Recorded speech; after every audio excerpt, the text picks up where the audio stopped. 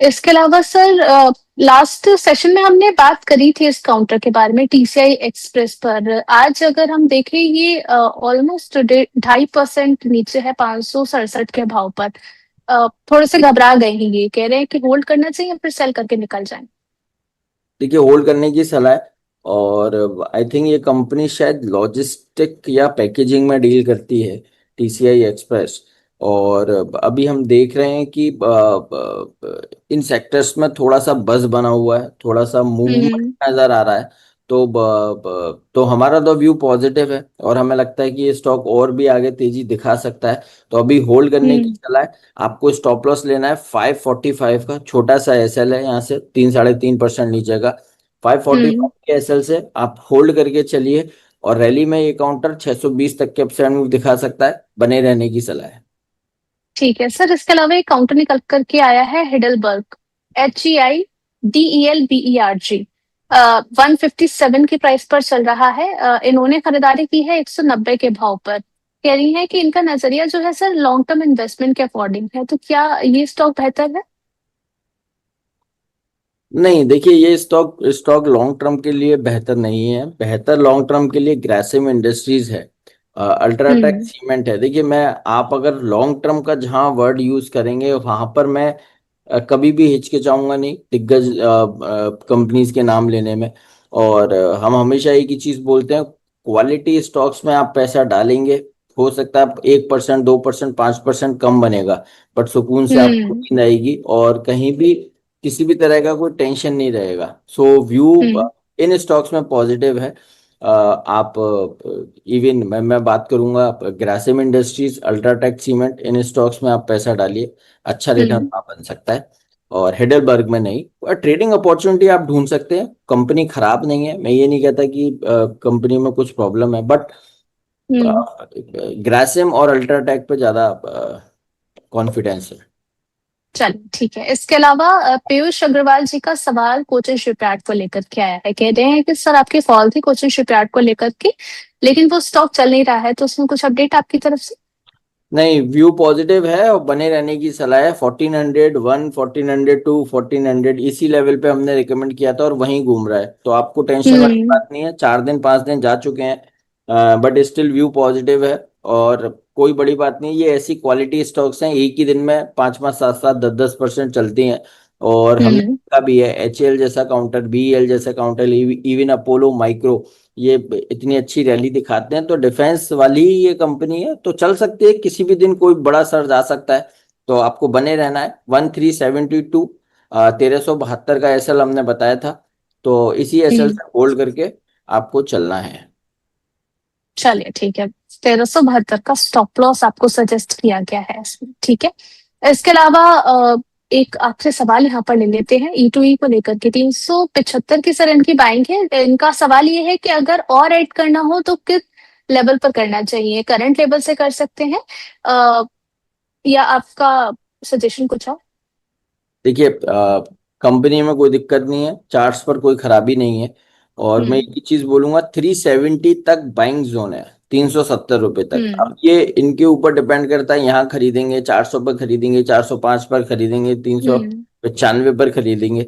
But जब तक three हम्म। Seventy hold करता है, किसी भी तरह की कोई टेंशन नहीं है। स्टॉक में वॉलेटिलिटी बन सकती है, लेकिन बाइसनेस पॉजिटिव ही रहेगा और रैली दिखा सकता है। और आने वाले दिनों में 470 480 तक के अपसाइड मूव ये काउंटर दिखा सकता है। होल्ड करने की सलाह है, बाय ऑन डिप्स भी करके चल सकते हैं। ठीक है। यहाँ पर इनका एक और एड ऑन क्वेश्चन था सर, क्या इनको थोड़ा सा यहाँ पर प्रॉफिट पे बुक कर लेना चाहिए? नहीं, इनका बाइंग जोन क्या है वो मुझे पता ही नहीं है। सर, इन्होंने E2E खरीदा है 375 के लेवल पर। नहीं, प्रॉफिट क्यों बुक करना है? प्रॉफिट बुक करने का सलाह ही नहीं है। ये तो हम्म। स्टॉक पॉजिटिव है। आप ये देखिए, आपको अगर लिक्विडिटी का क्रंच है तब आप प्रॉफिट बुक हम्म। कीजिए ना। अगर आपको मार्केट में पैसा डाल के ही रखना है तो फिर आप अननेसेसरी चर्निंग क्यों कर रहे हैं? या तो खराब स्टॉक हो, जब कंपनी अच्छी है और अपसाइड पोटेंशियल अभी बाकी है, तो थोड़ा सा आपको वेट करना चाहिए, ये स्टॉक में रैली बन सकती है। ठीक है। इसके अलावा इंट्राडे के लिए आपकी तरफ से कोई कॉल रहेगा?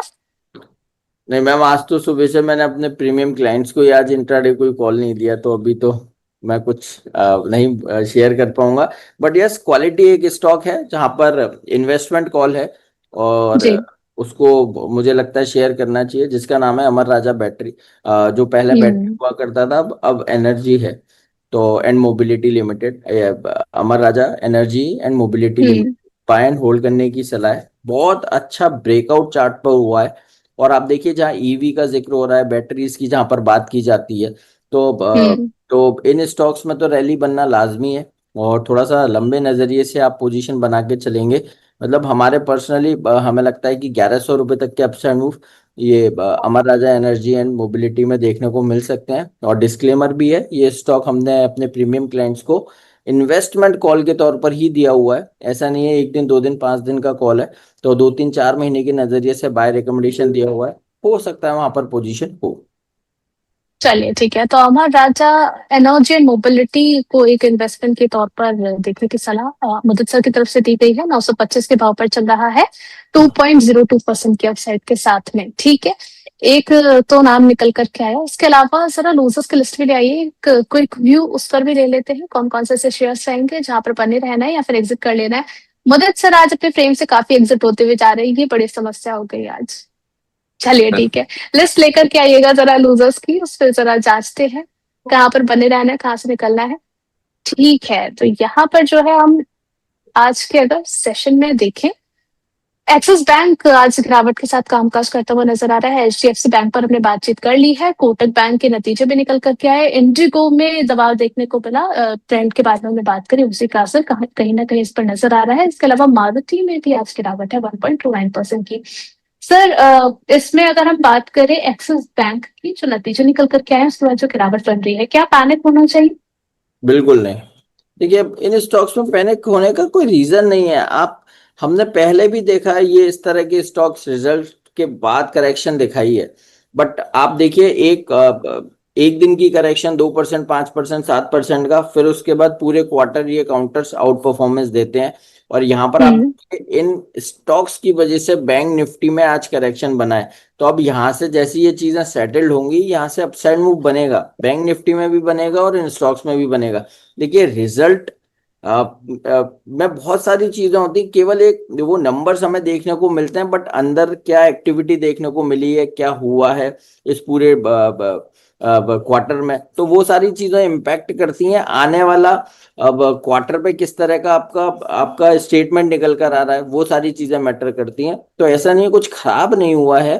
ठीक है, थोड़ा सा हम्म। एंड देखने को मिला है, but still it is an opportunity. मेरे हिसाब से बाइंग है और खरीदारी करना चाहिए। पैनिक वाली कोई भी बात नहीं है, अपसाइड मूव बन सकता है।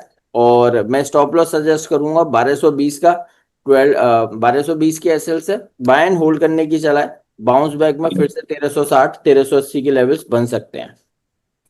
चलिए ठीक है, इसके अलावा सर यहाँ पर हम आपसे इंडिगो को लेकर भी जानना चाहेंगे कि यहाँ पर जो हमें डेंट तो देखने को मिला है, देखिए कोर्ट की वजह से भी, तो यहाँ पर क्या कोई अपॉर्चुनिटी बन रही है? देखिए, ये तो अब मार्केट ना यूज टू हो गया है, ये क्रूड में जो बाउंस बैक आ रहा है, जो रैली बन रही है, ये जियो पॉलिटिकल टेंशन है। और उसका हम्म। जो इम्पैक्ट नेगेटिव देखने को मिलता है, वो कम मार्केट सीरियस ले रहा है। स्टॉक्स पे उसका अब नेगेटिव इम्पैक्ट कम नजर आता है। और कहीं भी पॉजिटिव अनाउंसमेंट होता है तो 5 5 6 6% की रैली बना देते हैं स्टॉक। तो हम्म। इसलिए व्यू पॉजिटिव है।